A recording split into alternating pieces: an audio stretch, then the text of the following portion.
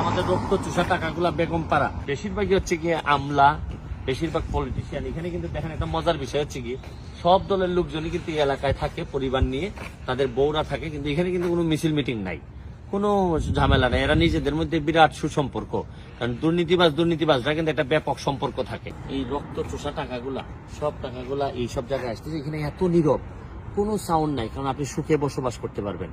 কারণ এত লুটের টাকা আপনি কি করবেন, এরকম জায়গায় তো কিনবেন। আপনি দুই সাইডেই দেখেন, গড়গুলা দেখেন। আর ভাগ্য ভালো হইলে কোনো বাংলাদেশের সাথে দেখা হয়ে যায় কিনা, যদিও হওয়ার কোনো কারণ নাই। এখন এরা নাকি সচেতন হয়ে গেছে, বুঝে যে এখানে লোকজন এসে ভিডিও করে।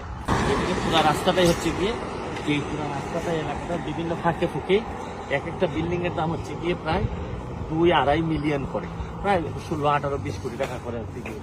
এবং এখানে নাকি মিঠু নামের একজন আছে, 350 কোটি টাকা নিয়ে আইছিল।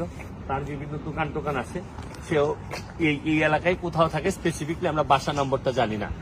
তো এরকম বেশিরভাগই হচ্ছে গিয়ে আমলা, বেশিরভাগ পলিটিশিয়ান। এখানে কিন্তু দেখেন একটা মজার বিষয় হচ্ছে কি, সব দলের লোকজনই কিন্তু এই এলাকায় থাকে, পরিবার নিয়ে তাদের বউরা থাকে, কিন্তু এখানে কিন্তু কোনো মিছিল মিটিং নাই, কোনো ঝামেলা নাই। এরা নিজেদের মধ্যে বিরাট সুসম্পর্ক, কারণ দুর্নীতিবাজরা কিন্তু একটা ব্যাপক সম্পর্ক থাকে। এটা আমি আপনাদেরকে একটু দেখাইতে চাই।